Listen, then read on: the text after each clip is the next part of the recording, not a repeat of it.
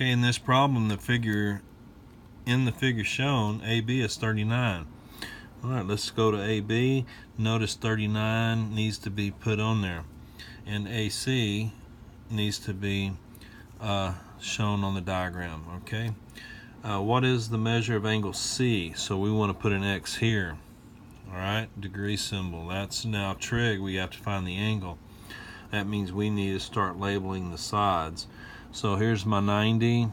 All right, point to the hypotenuse, the two sides that form the acute angle. One is adjacent, other is hypotenuse, right? Opposite is the other side. All right, so we'll get that wrote in here. I know now I have to work with opposite and hypotenuse. Go to your trig function side of the formula chart to remember how to set that up and determine your trig function. That trig function is sine. Okay, that trig function gets multiplied to whatever acute angle you're working with.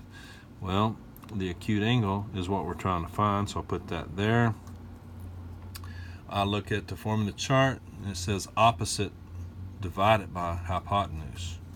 So I'll put 39 over 89 and then comma X that. Okay, get that wrote down, and you should be headed to the calculator, menu 3 wanting this. Okay, go ahead and finish up.